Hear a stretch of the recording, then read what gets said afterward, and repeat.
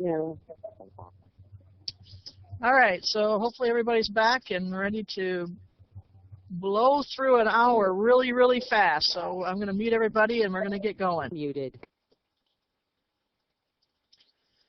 We're going to talk about shipping papers. You guys do this every day, so we're going to run through this very, very quickly.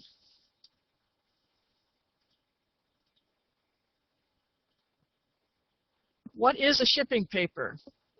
The hazardous materials regulations does not require a certain method of a shipping paper. It can be a shipping order, it can be a bill of lading, it can be a manifest, which is what you normally use, or any other kind of shipping document. As long as it has the information required by the hazardous materials regulations, it can be a shipping paper. Here are the basic rules for shipping papers. And here's the deal. If you're shipping any quantity of a hazardous material, you must have a shipping paper. Unless that hazardous material is accepted in some way, shipping papers are required on hazardous materials, period. So unless accepted, HazMat must have shipping papers. Here are the exceptions.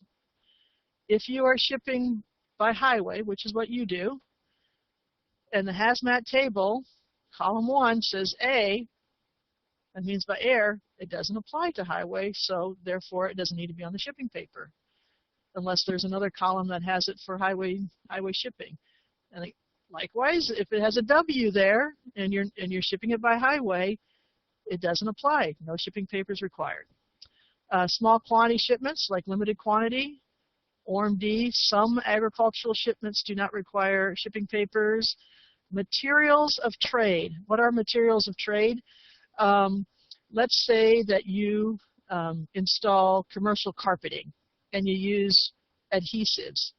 And those adhesives are normally hazardous materials if they were being shipped from one place to another. But since you're using them in your work and you have them on your vehicle, you don't have to have shipping papers for those because you're using them in your work. That's called materials of trade. And again, ORMD, unless the material is offered or intended for transportation by air, ORMD products do not need shipping papers. So, who are we up to? I didn't even look to see here. I think we are up to Kevin Dowdy. Are we up to you?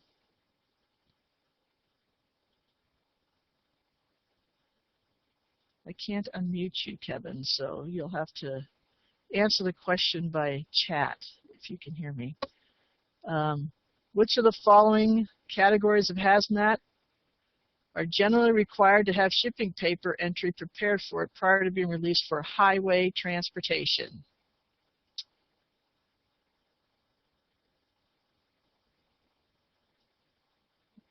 For which of these do you have to have shipping papers?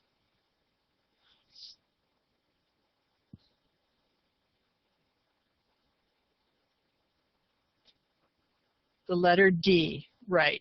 You have to have shipping papers for shipments with the letter D in column 1 because D means domestic shipments and by highway.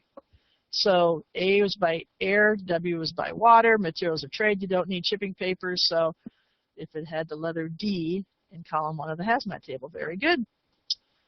All right. What if you have mixed shipments on the same shipping paper? Hazardous materials must be identified on your shipping papers by any of a number of ways. You can list them first. In this case, they listed the really bad one, the one that was EPA regulated as well as DOT regulated. They listed that first, and then other hazmats they then listed. Or you can have a hazmat column where you put an X if it's hazmat, so it's quickly identified. Or it can be in different colors, so your hazmat can be in red and regular is just in black or something like that. So those are the ways that on your shipping paper you can identify hazmat. Let's talk about the general preparation of shipping papers. They must be legible and printed in English. All codes and abbreviations must be in accordance with the hazardous materials regulations. No other codes or abbreviations are authorized. Any additional information after, remember, column 2, 3, 4, and 5 needs to be on the description. Anything more needs to be below or after that basic description. If you have multiple pages, they need to be numbered. So this is one of one pages. If you had two, it would be one of two, two of two, one of three, two of three, three of three. It needs to be numbered. The emergency response telephone number needs to be on the shipping paper. If it's not on the shipping paper, then you have to have some more documentation behind the shipping paper, such as SDSs, safety data sheets, or some other way. You know, if you're shipping multiple hazardous materials and each one has their own emergency contact, then you need to have that documentation with your shipping papers. Again, there's no requirement of form for shipping papers. As long as you have all this information in it, it's a shipping paper. Let's talk about the emergency response number really quick. That number must be manned at all times when these products are in shipment. So you guys normally go out in the morning, do your deliveries, come back in the afternoon. So if you want to put the HALGIT number on there, you can, because somebody's always there. Now that we have Washington with us, though, if it's the main HALGIT number and Washington is delivering at 6 o'clock at night, that means somebody has to be in Omaha at the HALGIT number until 8 o'clock at night. So most people use something called Chemtrek, but all that's really required is that whenever this material is in transport, somebody has to be manning that phone number. How long do you have to keep the records? Well, it depends if you're the shipper or the carrier, in which case HALGIT is both. The shipper has to keep the documentation for 2 years. The carrier has to keep it for 1 year. I can tell you that HALGIT keeps it for 5 years. So how should shipping papers be written up? We've already talked about the shipping description being columns 2, 3, 4, and 5 of the HazMat table. That's super easy. The other thing you need to do is to say, how many units do you have? I have 20 drums of benzene for a total quantity of 1,100 gallons. So these two items also need to be on your shipping papers. What you're shipping, how many packages of it, and total quantity all need to be on your shipping paper. And the next ones are, the next slides just are remember it. I ship, T shipment. So again, it's the same, it's the same. Number of packages, total quantity, and what you're shipping per the HazMat table. Sometimes you have to put technical names. If it says flammable liquids not otherwise specified, you need to specify. And you can either do it right after the proper shipping name, or you could do it after the full shipping description and then specify. I left that in there. Again, limited quantities, you don't deal with it, but you will probably in the next couple of years as we become more globalized. Transportation by highway, if you have some item that's not for certain tank vehicles, and I know you guys have tank vehicles, you need to specify what kind of tank vehicle it can be transported in. Shipper certification. This is sort of important for HALGIT. Shipping certification is a statement by the shipper who's offering this HazMat for transportation. They are certifying that this shipment was packaged and loaded in accordance with the hazardous materials regulations. Here's a sample. So for domestic certification, this doesn't have to be signed by the person loading it on the truck. It can be signed by who's ever authorized by the company. Even the person who's just filling out the bill of lading or the shipping papers can sign it to say that these materials are properly classified, packaged, marked, labeled, or in proper condition for transportation. Now, you guys probably don't do this because you have an exception. That exception is if you have a cargo tank, you're the one who filled that cargo tank, and you're the one that's going to be delivering that carbon dioxide to all your customers. So it's you doing it. So you don't have to have a certification to yourself. And the same thing with your compressed gas cylinders. You're the ones that are filling the compressed gas cylinders. You're the one loading it on the truck, and you're the one delivering it to the client. So again, you don't need to certify it to yourself that you've done this right. So, however, there's occasions when some of your clients may come to your warehouse and say, well, I'm going to pick up that cylinder of acetylene. Since I'm here in town, I'm going to go ahead and pick it up. Or I need it right away, and you guys can't get it to me right away, so I'm going to come pick it up. It doesn't happen often, but it happens on occasion. And when it happens on that occasion, guess what? You need to have this certification. You have to have your shipping paper signed by whomever. If Jim Helgett wants to sign it, he's certainly welcome to sign it. But it needs to be, if they come to you to pick it up, you need to have the certification that it meets the requirements of the HazMat regulations. Okay. Who are we up to? Now, one thing I didn't mention is if you see questions like this where it's regular Roman type on, or Times New Roman type on white background, these are questions that are probably going to come up on your final exam. And you have to pass your final exam to get your HazMat card and training certification. So you might want to remember these questions when they come up. So we're up to Steve McKendrick. This question, the first one is yours. Shipping papers are required when, or I guess it's just shipping papers. Sorry, Steve, didn't hear you. I haven't answered yet. Oh, okay. I was getting some feedback.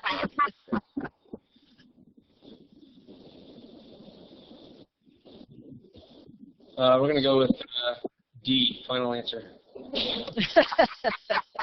It was a trick question, sorry. I suck. It was a trick question because normally if it says none of the above or all the above, you think, oh, that's the one. And then A and B are both correct. If you remember, I said that the person who signs those shipping papers isn't necessarily the person who loads it. It could be the person completing the shipping papers. It could be Jim Helgett if he wants to do it. So really, the shipping papers are required for all HazMat unless it's accepted. And we talked about some of the exceptions like ORMD. So it's A, are required for all HazMat unless accepted. Now we're back to Wayne. And Wayne, we know that you have to type your answer to us. Emergency response information can be provided by.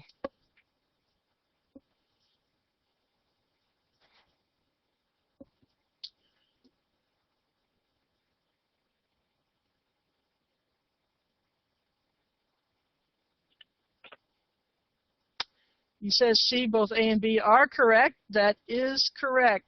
Good job, Wayne. Again, now MSDSs are now going to be called SDSs. As long as you keep them with the shipping papers, that's fine, or you can list the emergency response number on the shipping paper itself. And now we're going to go into marking and labeling, and we're going to move right along here.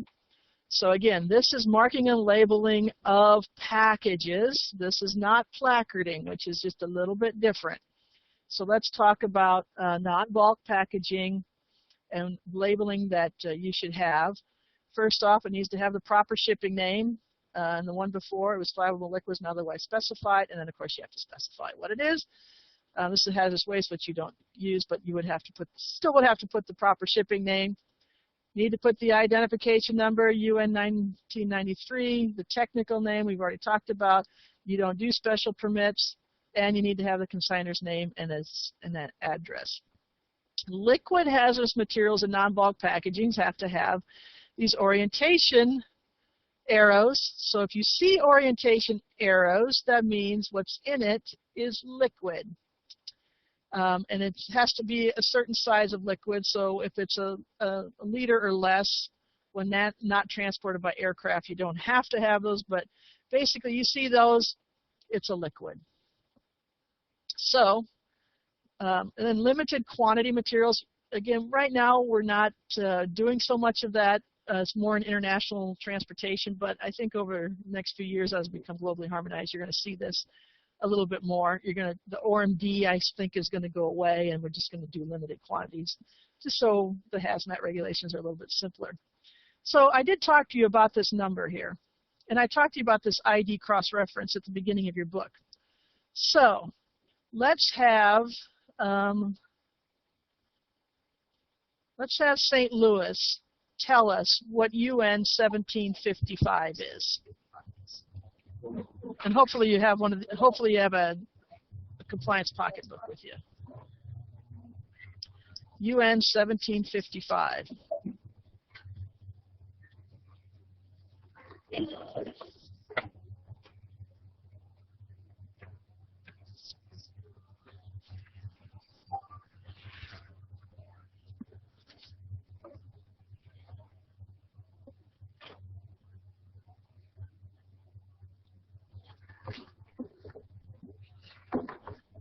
You found it?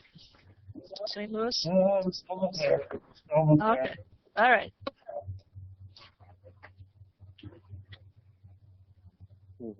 Chromic acid solution.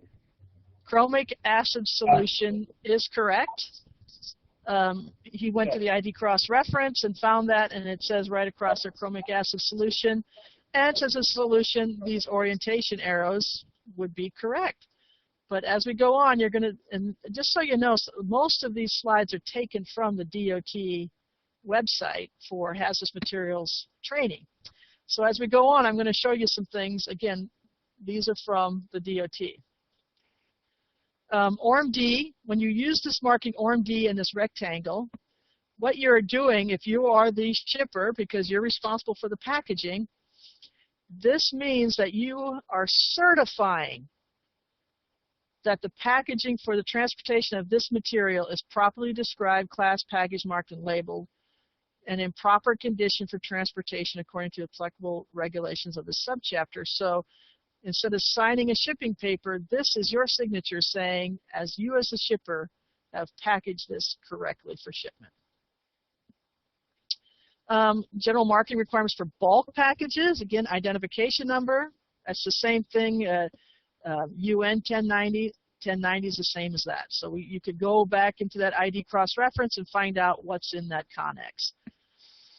The size of the marking is, when you buy them, you get them in the right, size. Empty packages, unless they've been totally purged, you still have to have that number on it, and then some fumigate markings. So let's talk about what is a bulk package.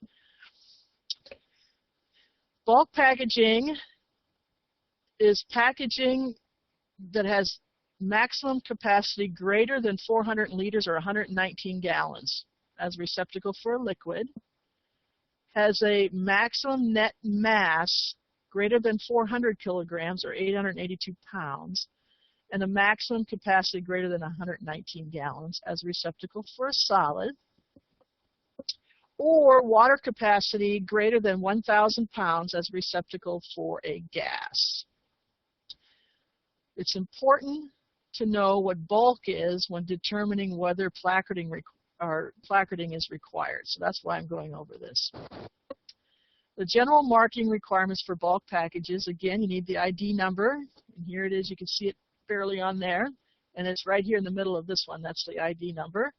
The size of the markings, again, have to be so big, but when you buy them and stick them on, they're already at the right size, so we're not really going to go into that. Again, we already talked about empty packaging. Prohibited markings.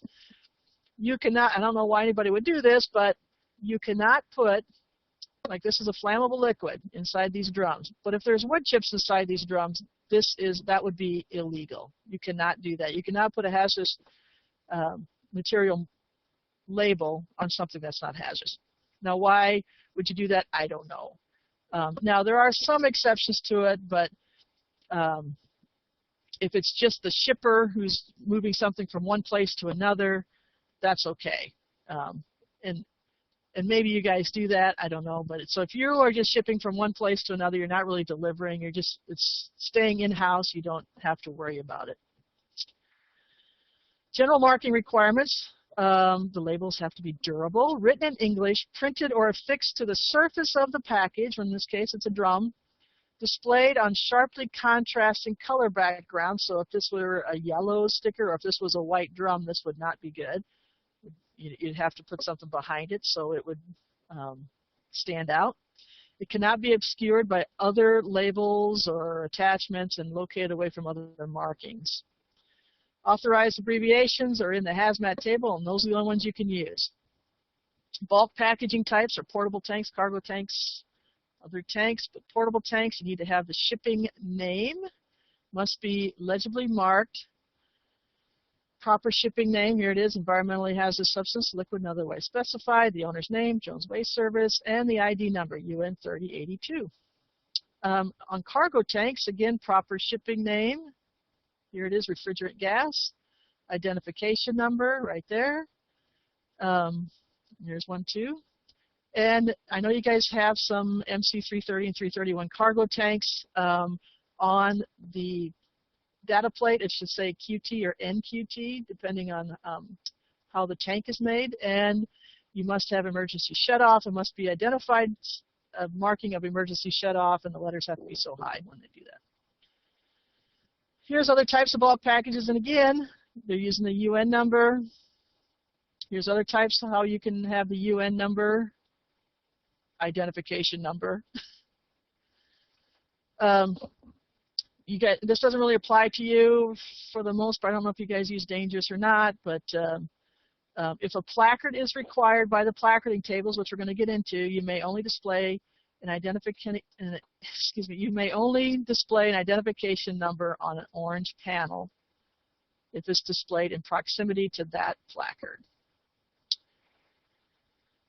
Special provisions of ID numbers here sometimes when it's not required. On the ends of portable tank, if you have more than one compartment and each compartment contains something else, and you don't have the ID number on it because that would be wrong. If the cargo contains only gasoline and the tank is marked gasoline, then you don't have to have the UN number, the ID number on it. Same thing with fuel oil. In certain agricultural items, you have like nurse tanks. You don't have to have it necessarily on those. So it doesn't necessarily apply.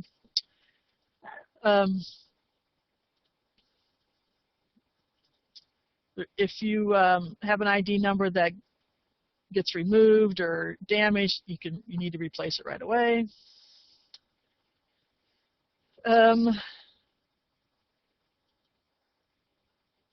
Here are some labeling exceptions, and this does apply to you. Remember, these labels have to be a certain size. But if you have a cylinder, 2.2, you can't get that size on there. So you can use a different type of label we'll get into.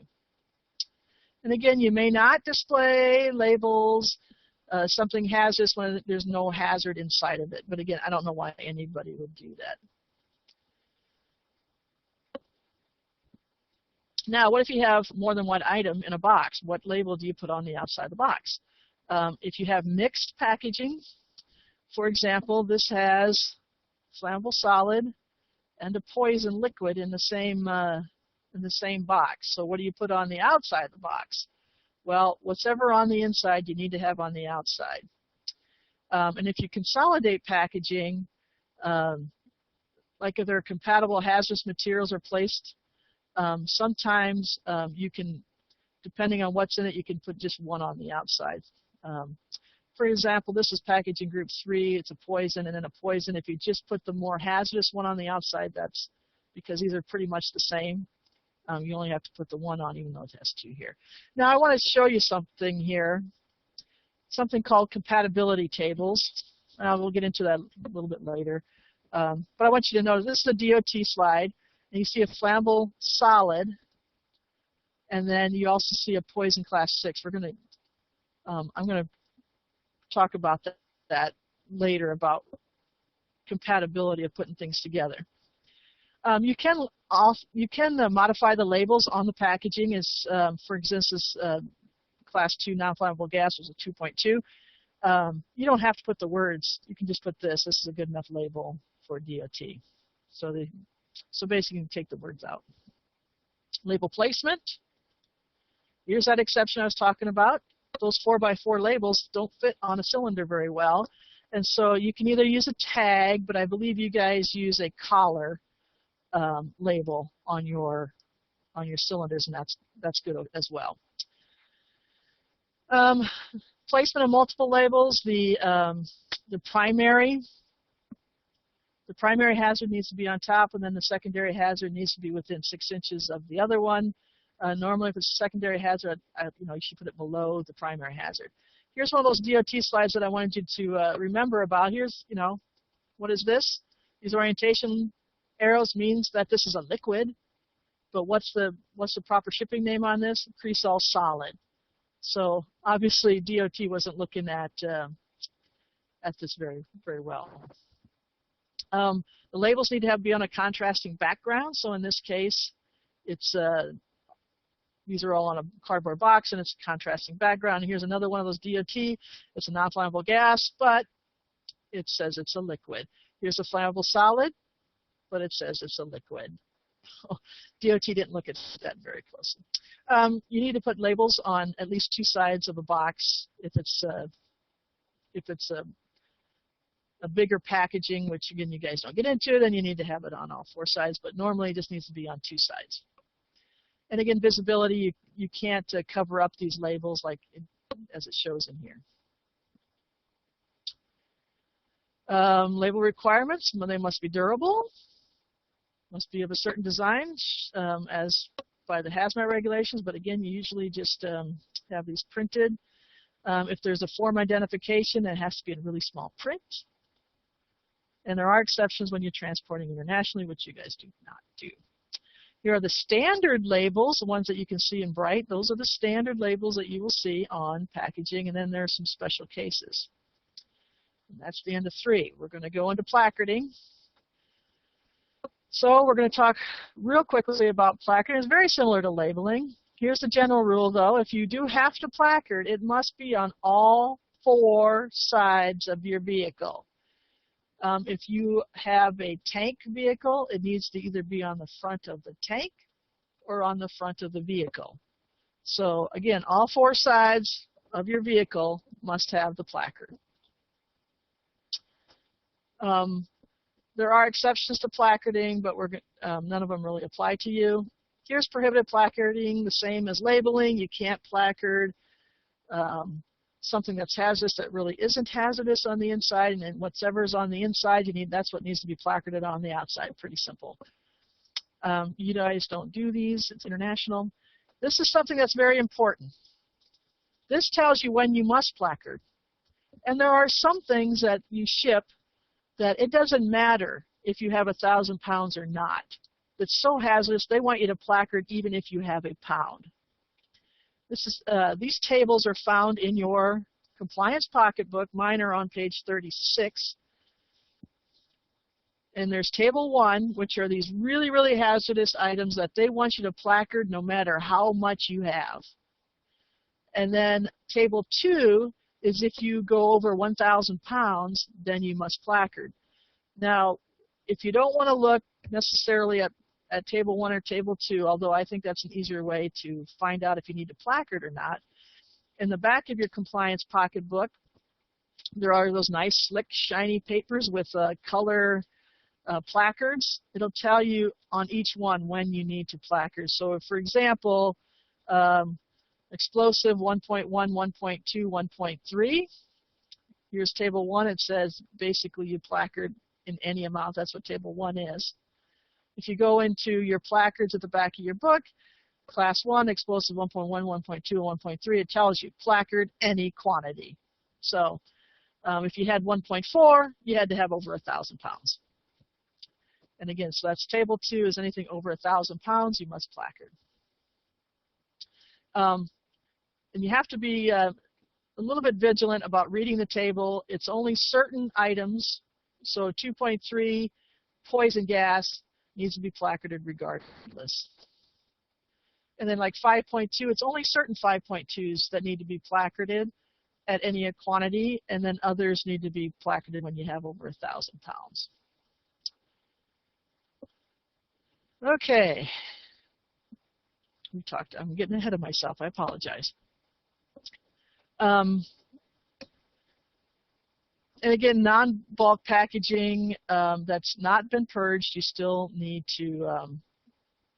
You don't have to count them in your quantity when determining whether or not to placard. So if you have empties, you don't count that as when you're trying to figure out how many pounds you have and whether or not you need to placard.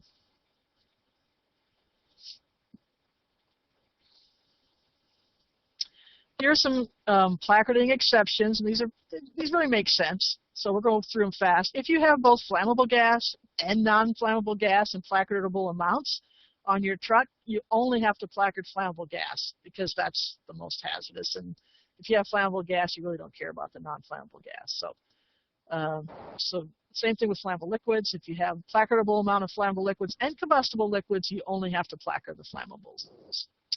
And then there's some other ones that don't apply to you, and it tells you what the exceptions are. Now, let's talk about this danger. You see this every now and then. A dangerous placard.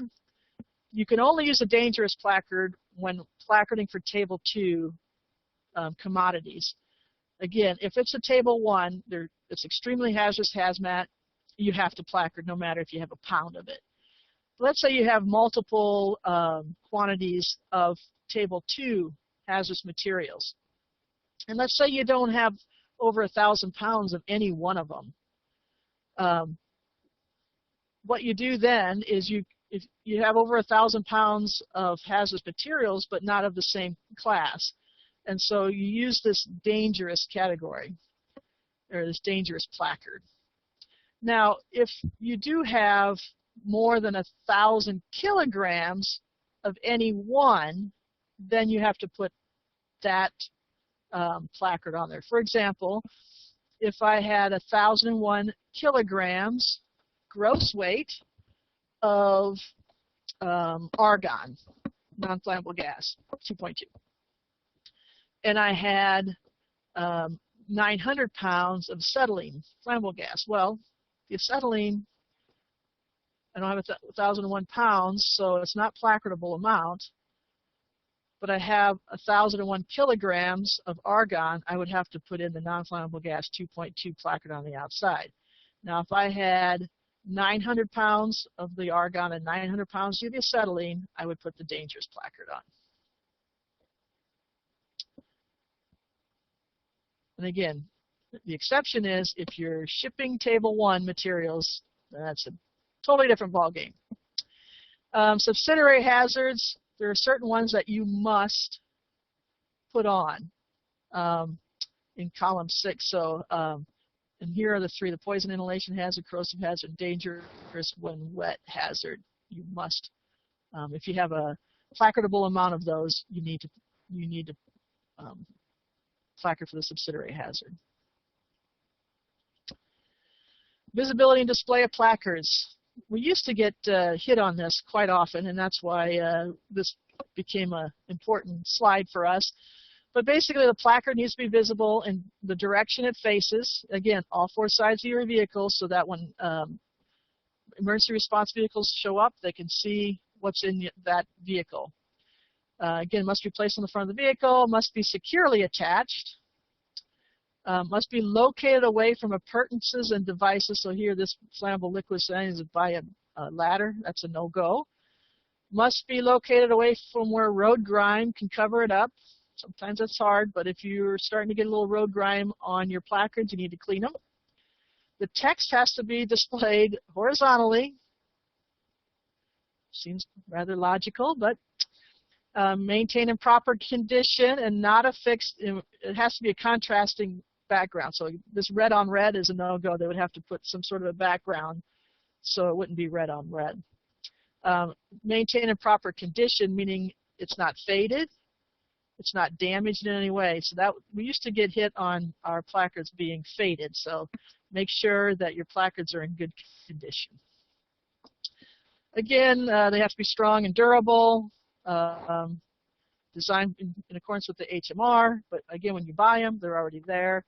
If you have form identification, it has to be really small so it doesn't compete. And there are exceptions for international transportation. We're going to go on because we're a little bit behind. Again, dangerous is only for Table 2, hazardous materials. And here are some other placards.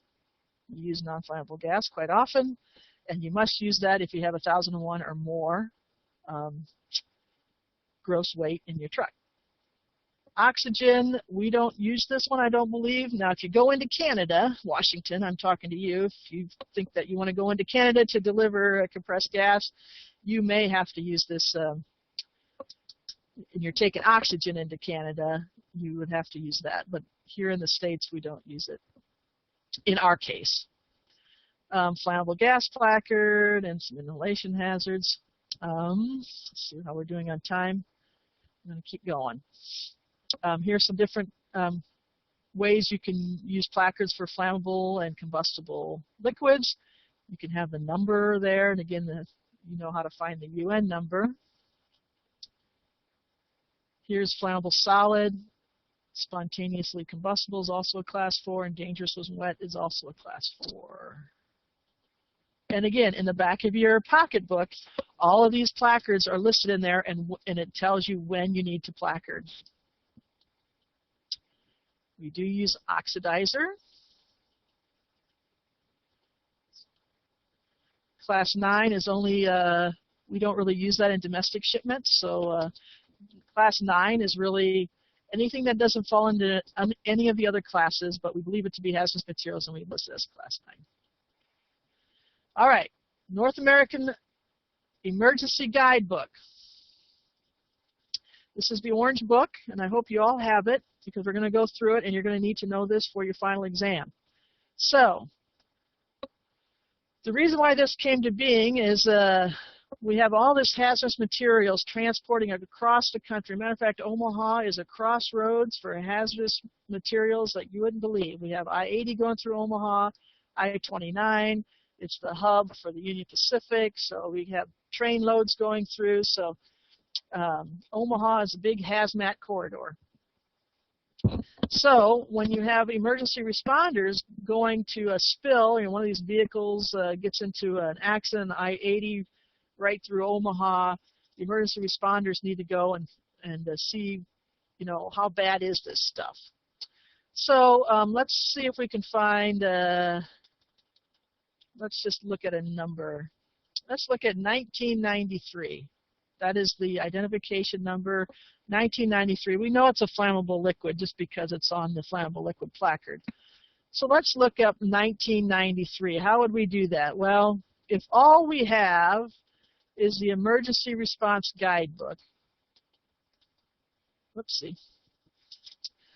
We can go to the yellow section of the emergency response guidebook. It's listed in numerical order in the yellow section. So 1993, I don't even know who we're up to right now. I think we're up to Wayne again.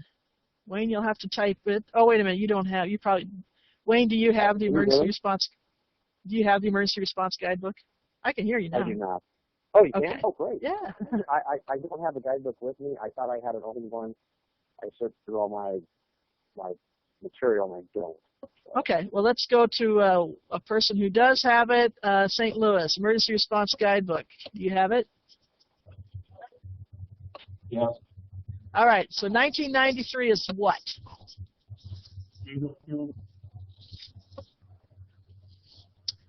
1993 is flammable liquid or combustible liquid or compound cleaning liquid or compound tree and weed killing, diesel fuel, flammable liquid, otherwise specified, fuel oil. So it could be one of a number of things, but we know it's a flammable liquid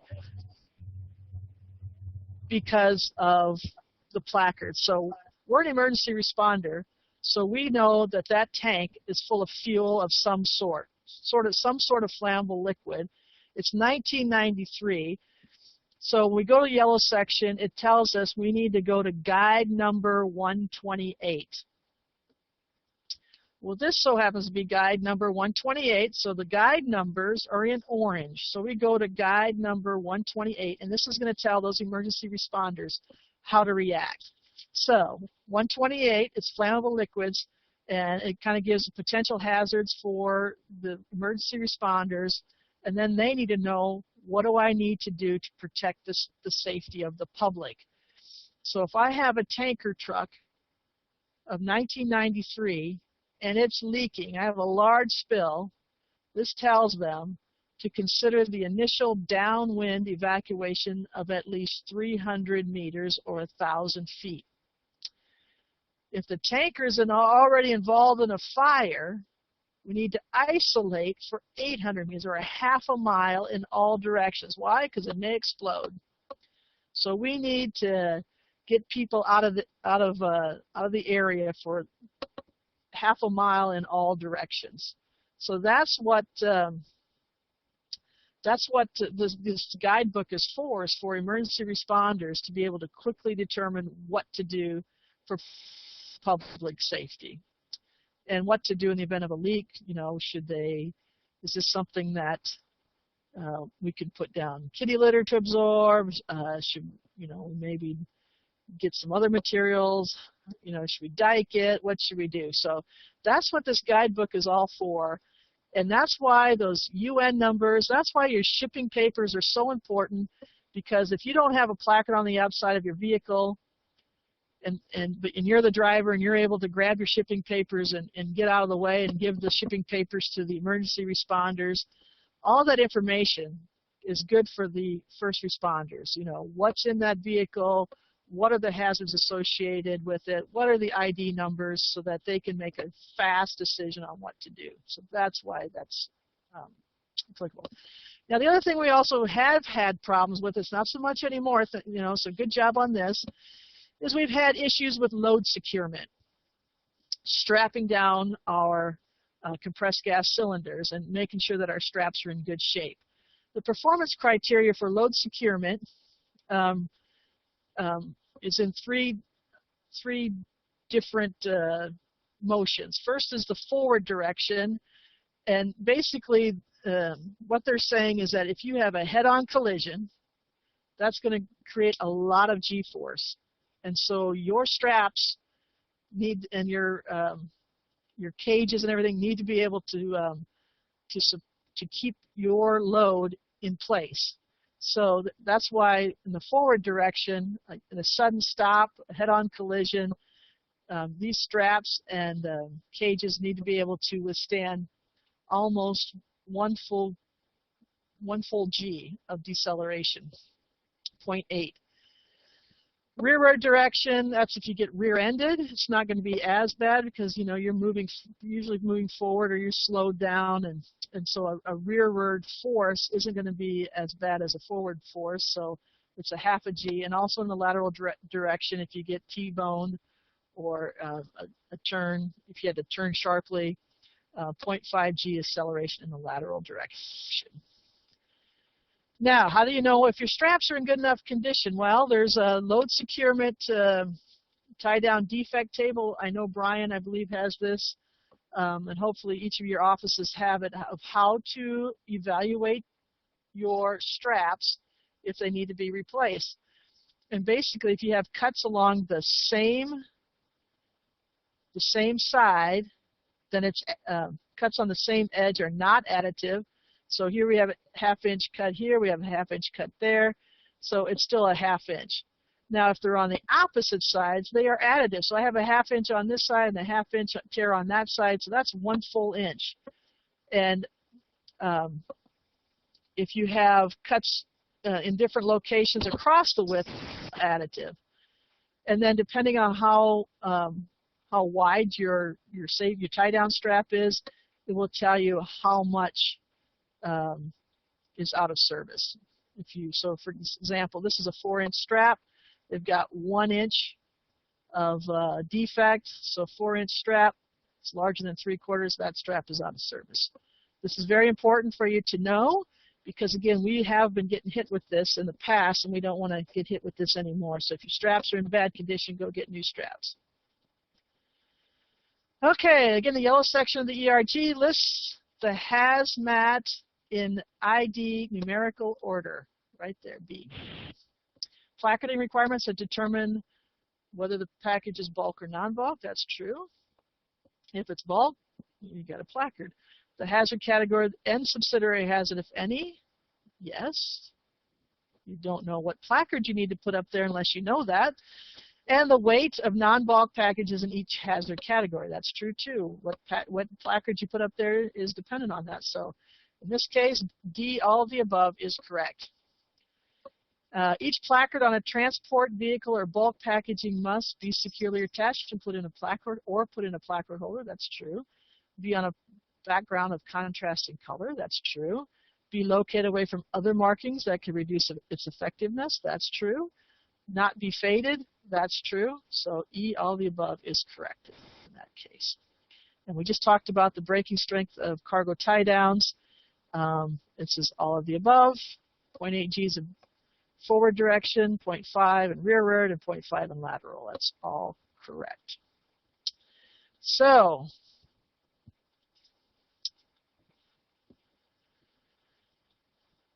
we're going to move through this. Now there's other things besides HazMat that you as drivers need to be aware of, because there are other federal motor carrier safety regulations, including driver qualifications. You have to be a certain age. You have to pass a DOT physical. So there's other things having to do with driving. Hours of service, no more than 14 hours in a day. Can you work no more than 11 hours of driving? The equipment standards. You have to have an annual inspection on your vehicle. Driving and parking rules. This is important. In your HazMat compliance pocketbook, there's like a layman's terms on some of the regulations in the front of your book. And part of that is loading and unloading rules. Mine starts on page 43.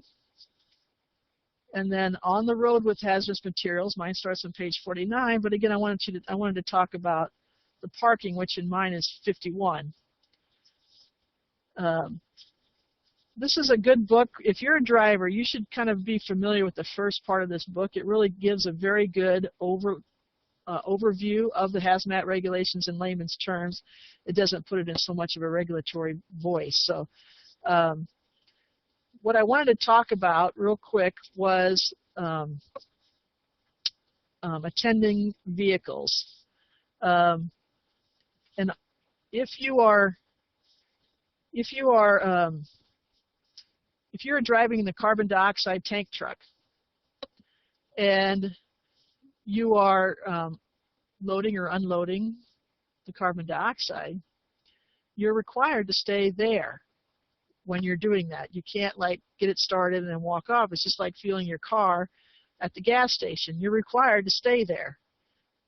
So if you're one that goes and starts to fuel in your vehicle and then goes into the convenience store to go get a pop or whatever while your vehicle is being filled up, that's a no-go.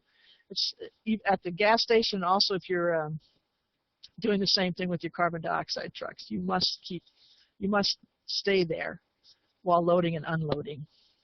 The other thing I wanted to talk about was tires and parking, driving and parking rules with tires.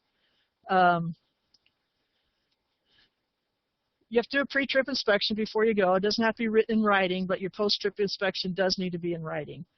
Part of your pre-trip inspection, you should be looking at your tires and making sure there's enough tread depth. The front tires are different than back tires. I believe the front tires need to be 4/32, and the back need to be 2/32 of an inch. And you know they always give you the penny test or whatever, but maybe the pennies have changed. But there are low tire depth gauges that you can use. The other thing with tires and hazardous materials is if you stop before you start up again, you have to check your tires again. So every time you stop, you're supposed to check your tires. Now you're thinking to yourself, well, I stop all the time to unload my carbon dioxide because I have to stop. I stop at the Burger King. I load up their carbon dioxide tank, and then I go on. Well, guess what? That's considered a stop in HazMat regulations. So before you start up again, you're required to check your tires again. So you're checking your tires before you start out, and then every time you stop.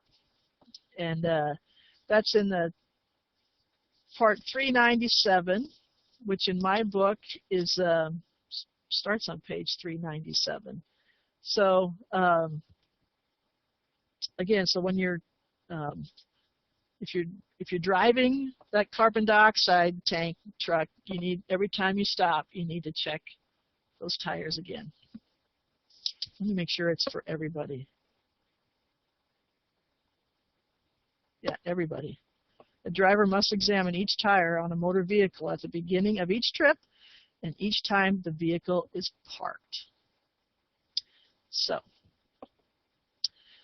okay, shipper responsibilities. The company, it has to be registered, which you are. It's MCS 150, so you're registered online. We're going to talk about that in just a little bit. I'm going to kind of blaze through this so we get to the end. I want to show you some things. We already talked about the definition of a HazMat employee, the driver training requirements. Again, you have to have the correct license, correct endorsement, and you have to be retrained. We talked some of the other things about the Federal Motor Carrier Safety Regulations. Drug and alcohol use is, prohibited while driving. And so if you're a driver, you're part of the Drug and Alcohol Testing Consortium for Helget. They drug test 50% of the CDL holders per year, and 10% get alcohol reviewed per year. Again, CDL requirements, the insurance is by Helget, and because of what you're hauling, you have to have $1 million of liability insurance. So there's a lot more that's not in your pocketbook. I just wanted to make sure you knew about that. DOT inspections, we've had plenty on the road, inspecting our drivers, inspecting our vehicles, inspecting our HazMat. In addition, with the new CSA, and they changed the name of CSA, so now I don't remember what it stands for anymore, but it's like it's safety and accountability. We'll show you that in a little bit. But anyway, if you come up high on any one of the basics, they're going to come and inspect the company. And that's what happened to us back in July of 2012. You as a driver need to comply with all federal and state and municipal driving laws, such as not using the Jake brake in certain towns, and they usually have a little sign on the outside of the outskirts of the town. We already talked about driving and parking rules. We talked about shipping papers. What do those shipping papers have to be? They must be within an arm's reach of the driver when the driver is buckled up in his driver's seat. So these shipping papers need to be within arm's reach of the driver. They're normally put into the front pocket, the pocket of the driver's side door, if there's one there. Again, we talked about the shipper certification. It needs to be signed. If, again, for you guys, because you're the shipper, the carrier, and the driver, you don't have to certify it to yourself, but if somebody else comes to pick it up, you need to certify it. We talked about the shipping, where it's at, shipping papers. If the driver's not with the vehicle, the shipping papers must be on the driver's seat or on the inside front driver's side door. You must not transport HazMat unless everything is proper. The packaging is proper, the placards are proper, and your vehicle is in good working order and inspected.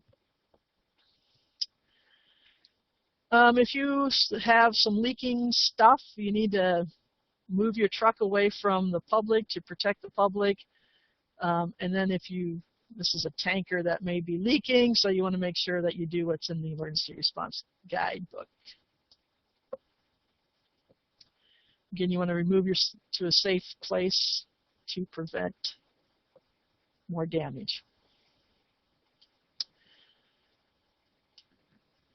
Again, gases need to be securely restrained. The regulation says upright or horizontal position. We prefer upright because obviously if you put acetylene in a horizontal position, then it needs to be, and then you deliver it and you don't tell your client that it was in a horizontal position, that can be a bad thing. So we prefer it to be upright and, of course, secured. HazMat is prohibited in the driver's compartment. Do not put something in your car and deliver it to somebody. It needs to be delivered properly.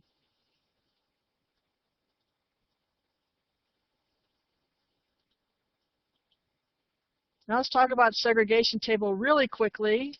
The segregation table is in the front part of your compliance pocketbook. Mine's on page 45. And what this is segregates hazardous materials. Some things just are not compatible with other things. So this is going to tell you if it's compatible or not. It's very, very fine print. So like somebody like me, you need to put your glasses on or get a magnifying glass. But this tells you whether or not you can ship these things together or put them in the same box. So if you're going to go across the top, okay, let's say I want to ship, if you remember that package from before, I asked you to remember, one of the items they put in there was a flammable solid. And the other thing they put in there was a Class 6 liquid. Should those two things be shipped together? A Class 4 flammable solid and a Class 6 liquid. That was in that box. So what you do is you either go across the top or the side and go down to a 4. Here's flammable solid 4.1. Then you go across the columns to a Class 6 liquid. Well, this is 6.1 liquids, packaging group 1, zone A. Well, we don't know if that was a packaging group 1 or not, but it certainly would make you start to think whether or not I should be putting that in the same box. Because we know it was a liquid, and we know it was a Class 6 because of the label that was on it, but we don't know if it was a packaging group 1 or a zone A. We didn't get into zones because it doesn't really apply to us. So that one would have been a little bit, I don't know if I would have put those two things together in the same box. And if you have both of those, you can't put them in the same. If you have a 6.1 liquid packaging group 1, again, very hazardous. Zone A, which we didn't get into, but it has to do with packaging group 1 items. You couldn't even put that on the same truck, much less in the same box. So I think DOT probably should have put something else in there to signify different items. So if it has an X in there, that means you cannot ship this together. I'm getting ahead of myself. If it has an O, it's okay as long as certain things are met. For example, sometimes they want them separated by a certain amount of distance, or there needs to be a commodity in between them so that they don't mix. And if there's nothing there, that means it's just fine to ship it that way. So in this case, we have a poisonous liquids packaging group 1 zone A 6.1 and a Class 3 flammable liquids, can't ship it together. Here we have a flammable liquids Class 3 and a 2.2 compressed gas non-flammable, not a problem because it's blank. And O, we have a 5.1 oxidizer and a Class 3 flammable liquid.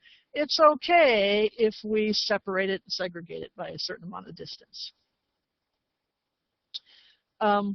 We don't do explosives, so it doesn't apply to us. Okay, let's reportable incidents. If you have an incident where the hazardous materials that you are carrying cause death or injury requiring hospitalization. Again, it's not just an accident. It's the hazardous materials, the release of hazardous materials cause this, not just the accident.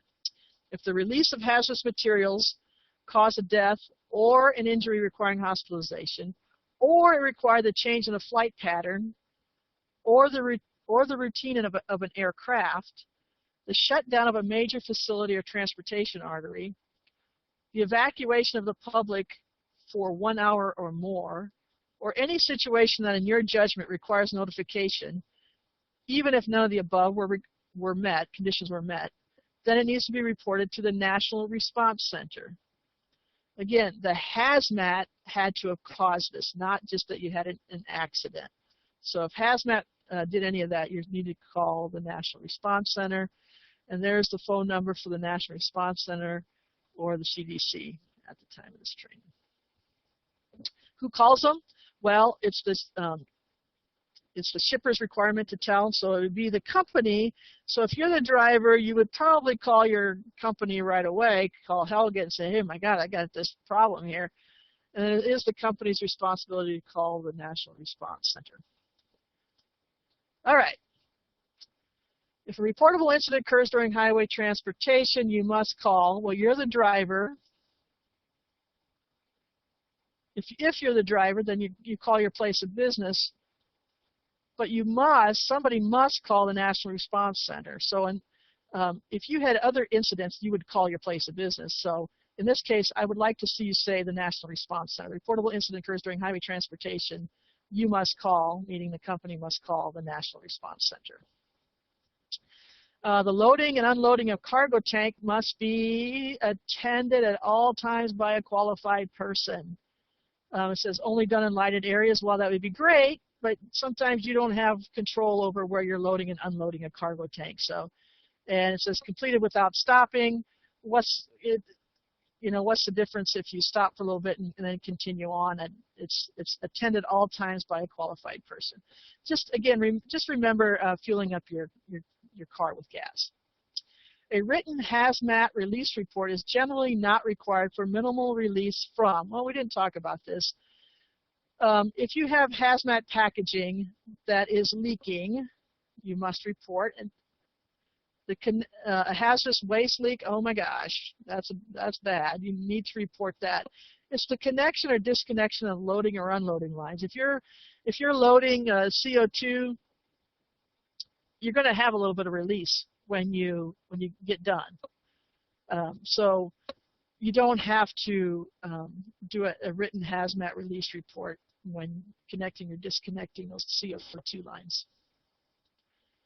The segregation requirements apply to HazMat in packages that require labels, in packages that require placards, in packages that may easily rupture. They apply to any HazMat. Well, it applies to any HazMat, whether you're putting it in a box or putting it in your truck. It applies to any HazMat.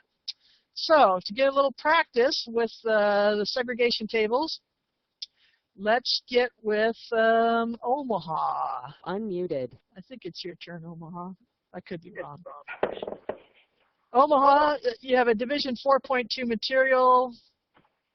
It may not be stored, loaded, and transported with what?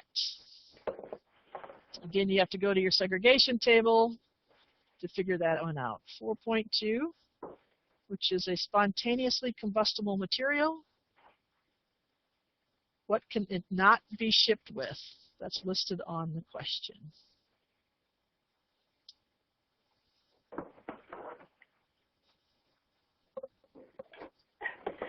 We're looking it up, Dora. Sorry. That's good. No, you're fine.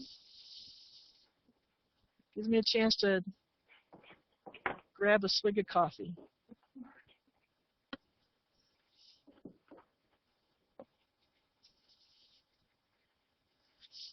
Where is the segregation table in the book? I'm sorry. It's in the front part of the compliance pocketbook. Mine's on page 45. Yep. And get out the magnifying glass. You got it. Class 3 liquids. Okay, again, 4.2 may not be stored. Oh, not. Oh, sorry. B. B, Class 8 liquids. Very good. That was a tough question. B. B, Class 8 liquids. Muted. All right, good job. That is something you're going to need to know how to do for the test, okay? All right, you're delivering carbon dioxide refrigerated liquid to Helga Gas Products account using the tank vehicle. You load the tank with 1,500 pounds of CO2 before departing for your route. Answer the following questions regarding this trip. The tires of the vehicle must be checked We're at James. James Ronzoni. How B. often must you check is D. Both B and C, they must be checked at the beginning of the trip Oh, and every yeah, time of the course, vehicle of course. is parked. That's right. Yeah, Very, I got a little afraid with it. yep, you got a little too fast on yourself. So this is Yeah, another B and C. important question to know for the test. Why is a placard required for this shipment? Well, there's a couple of reasons. The amount being hauled is greater than 1,000 pounds because we put in 1,500 pounds. And the maximum capacity of the tank is greater than 119 gallons. It's not so much that it's a Class 2 commodity. It's a matter of how much of a commodity you have as to why you need to placard. So B is probably the best answer for this, but I would also accept C. And what placard should be on this vehicle and where? Again, carbon dioxide, you'd have to look it up in the HazMat table as to what it is. It is a non-flammable gas, and so it's a Class 2. It's not really an inhalation hazard. It's an asphyxiant, but it's not an inhalation hazard. So it's a Class 2 non-flammable gas located on all 4 sides of the vehicle, all 4 sides. Okay, so you are transporting a load of a variety of compressed gas cylinders of various accounts. Below is the manifest, and again, for Helget, your manifest is your shipping paper. So we have the emergency phone number there. Fantastic. So this is your shipping paper, and remember what your shipping paper needs to have. It needs to have the quantity of containers, in your case, in cylinders, so that's in that one. If it's an RQ, look at that, you guys already have it. It has to have the DOT shipping name, the proper name. Remember, it has to have columns 2, 3, 4, and 5. So 2 would be the shipping name, 3 would be the hazard class, and 4 would be the ID number, and 5 would be the packaging group. But since you only have compressed gas cylinders, you have no packaging group. So for your manifest, you just have columns 2, 3, and 4, and they're right there. So this is your manifest, this is your shipping paper. So looking at how much that you're shipping of all these different items, does your vehicle need to be placarded? And we are up to Kevin Dowdy. And you may, oh, look at that, you've already got the answer. Yes, you do need to placard that vehicle because you have more than 1,000 pounds. Very good, Kevin, that was fast, wow.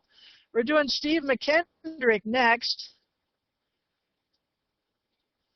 Steve, this is your question. Oh,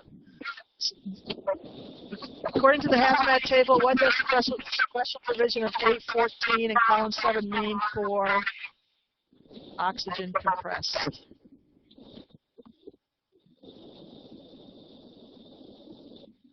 You remember what the A meant? Air. Air. So even if you don't have your compliance pocketbook, you may be able to get the answer. I guess based on your clues, we're going to go with B.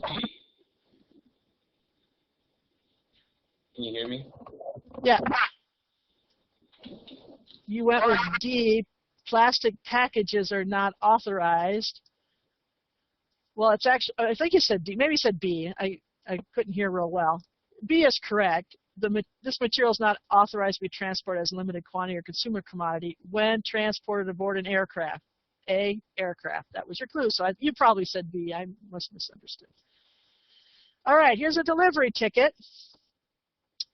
Or one of your customers came to the warehouse to pick up their cylinders of various gases. Answer the questions regarding this delivery ticket. And who are we up to? We're up to Wayne, and now we can hear you, Wayne, so you can just tell us, would this be an acceptable shipping paper per DOT requirements? Now, this is an old delivery ticket. You guys have redone these, so if it doesn't look familiar to you, it has changed since we made this training. So the copy of the ticket, they came to pick it up from us, is that correct? Yes, they came to get it from you. Would this be a proper shipping paper, Wayne? We got nitrogen, oxygen,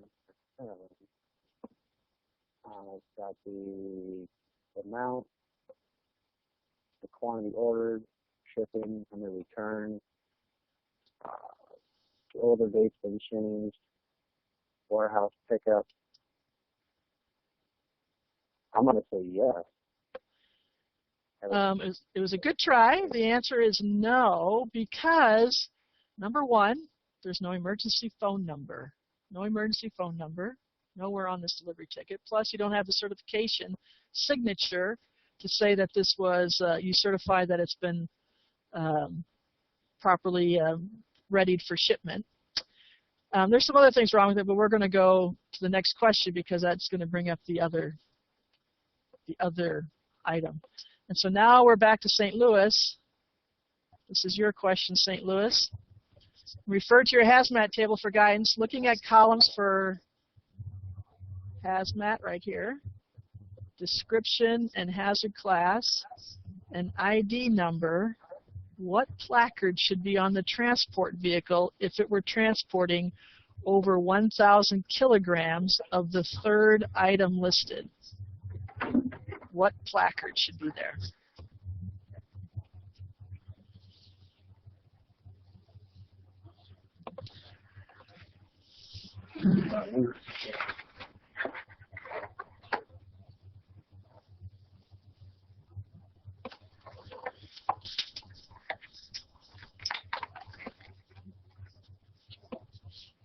I hear you thumbing through your book. That's good.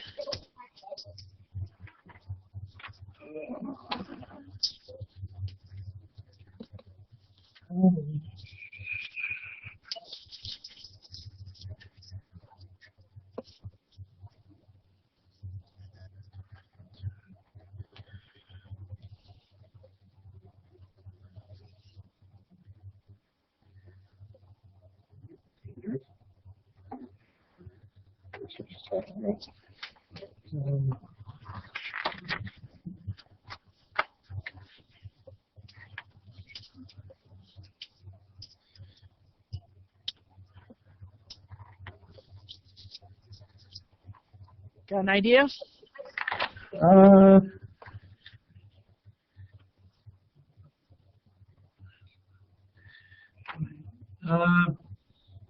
You said which placard? What placard?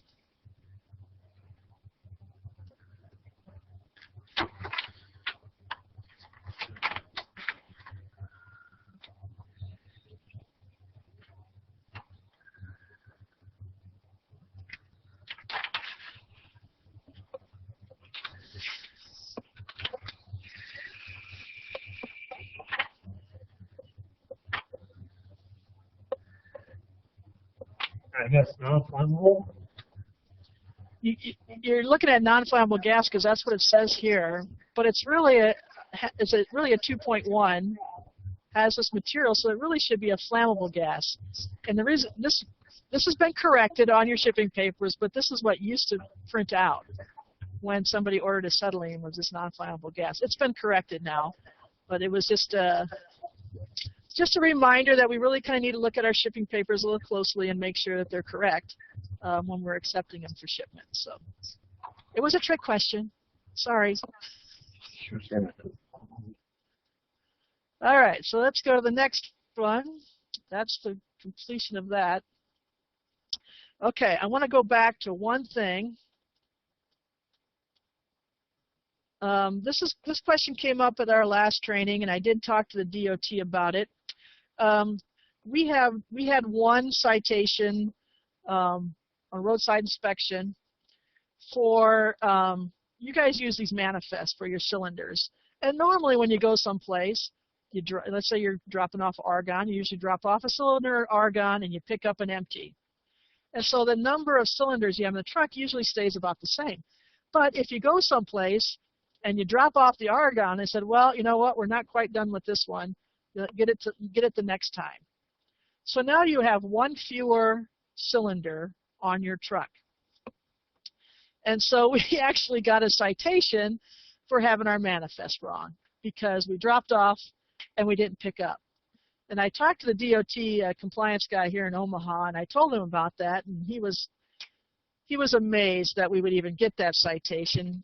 He goes, well, you know, by rights, he could do that. He could cite you for it. So if that occurs, if you drop off something and you don't get a cylinder back, you can pen and ink change what's on your truck. So if you started with 4 cylinders of carbon dioxide and you dropped off one and you did not pick up one, you need to cross that out and put 3. So, and then of course you need to still kind of keep an eye on if your placarding is still correct. So I wanted to bring that up. Steve wanted to know, what if you have a ticket for it? Again, by rights, by the regulation, it says they can give you a citation for that.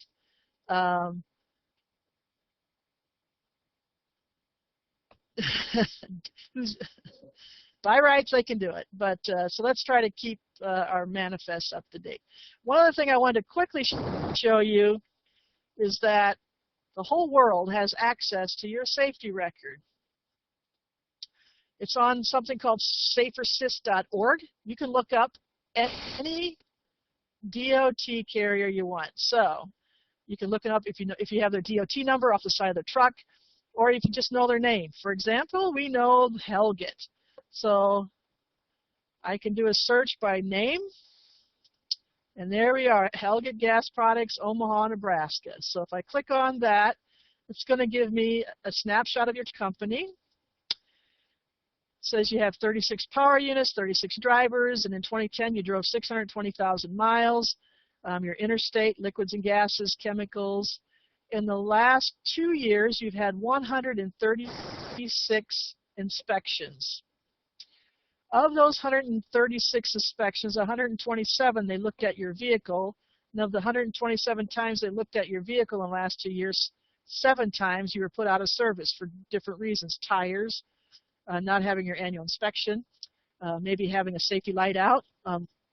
So your average is 5.5% out of service, which is very good in comparison to the national average of almost 21%. You had 136 driver inspections.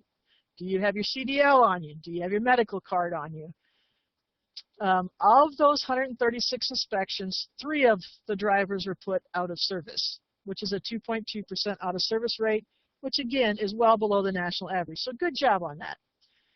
You had 129 HazMat inspections, of which 4 put you out of service, meaning you couldn't drive your truck anymore. We had to go do something so we could get you back on the road, which gives you a 3.1% out of service percentage, which again is below the national average, so you're doing pretty good.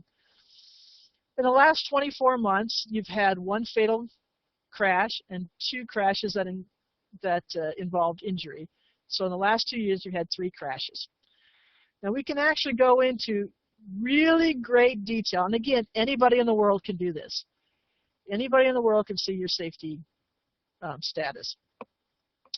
So here are your safety stats. Now the public cannot see your HazMat compliance, but Helget can. They have a PIN number, so they can go into this.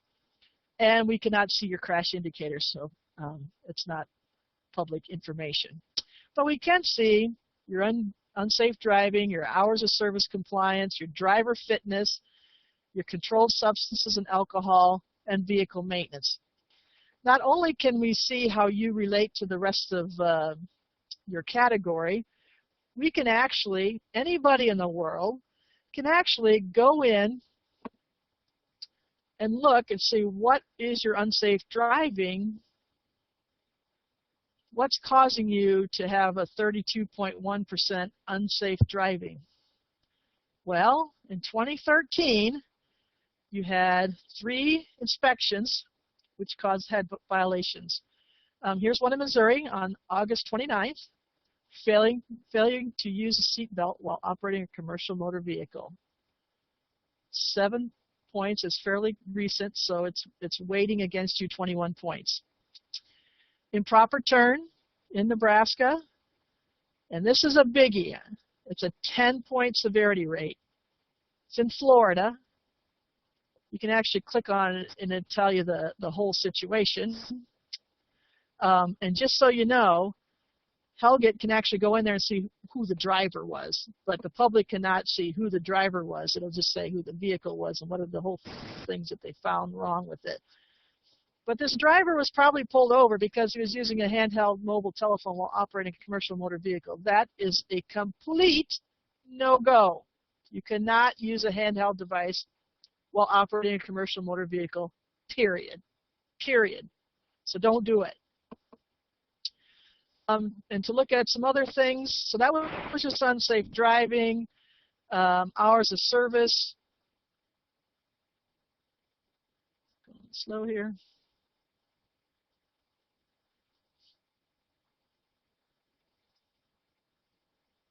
We had 11 inspections for hours of service. We've had three violations in 2013, no record of duty status. I want you all to know that if you are within 100 air mile radius of your home base and you go out in the morning, you deliver, and you come back at night, you can just use your time card as your duty status. But if you're going across state lines, you just as well keep a logbook. It just solves so many problems. And if for sometimes, you know, most times, let's say you're just going out delivering around town, and you come back every night, but then one day you have to go out to another state and deliver or whatever, and so now they're looking for a logbook because you're in interstate commerce, and now they're looking for a logbook. You're required to keep 7 days of logs with you. But if you normally don't have to keep a log because you're just normally driving in and around town, you're not going to have that logbook. Well, to make things easy, if you know you're going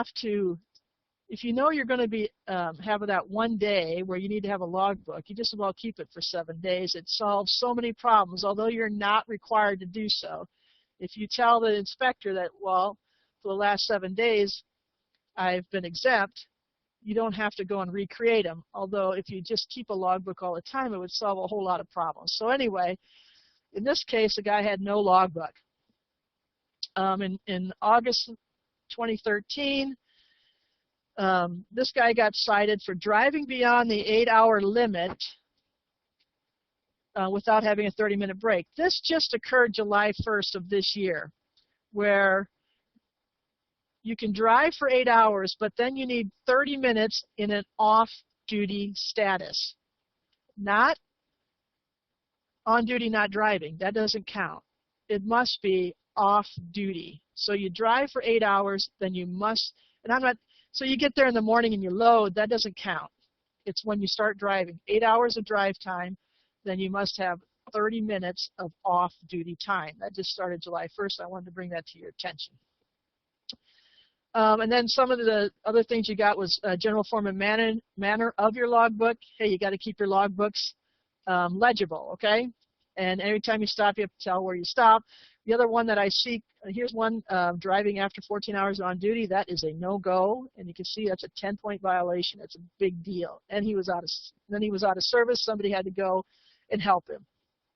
And here's that one driver failing to retain previous 7 days of logs, and they put him out of service. But maybe you didn't have to have them, but you have to know that, and you need to explain that to the inspector, and some inspectors don't know it. So we've had this issue before in other companies that we insure, that they don't need to have those 7 days of logs, and if the driver doesn't know it, then they get a citation for it. And it puts them out of service, which is big.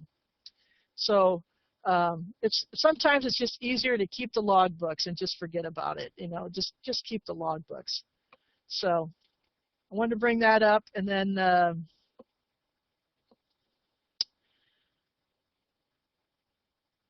driver fitness. The big thing is you have to have your medical certification with you, and you have to get your exam every 2 years, so it can't be expired. So you need to keep your medical certificate on your person at all times. Drugs and alcohol, we used to have a problem with this only because we weren't doing enough testing. But now we have no violations. We're doing great. Again, 50% of the drivers are tested every year for drugs and 10% for alcohol. Vehicle maintenance, you're doing good in comparison to the rest of the country, but you're not doing so good in your inspections, if you ask me. You've had 27 inspections that have had violations in the last 2 years. So here are some of the things that you've gotten hit for. And again, some of these things should have been caught on the pre-trip inspection when you're granted, some of your light bulbs can go out as you're going along, but you need to check your lights before you take off. And if you have an oil grease leak, you should have known that before you took off. Windshield wipers inoperative or defective. You should have known that before you took off. Inadequate damaged load securement devices. You should have known that before you took off. And again, it puts you out of service. We got it twice. We're doing much better on that. An unsecured, a discharged fire extinguisher. And here's the big thing: tires, tires, tires, tires. Look how big that. It's a huge mark against you. Check your tires before you go. 2 30 seconds on the back tires and 4 30 seconds on the front. So here's another one. So this is the back tire, 2 30 seconds. Look at that, big, big, big, big. So with that, I just wanted to kind of show you that. Again, the whole world can see how you're doing.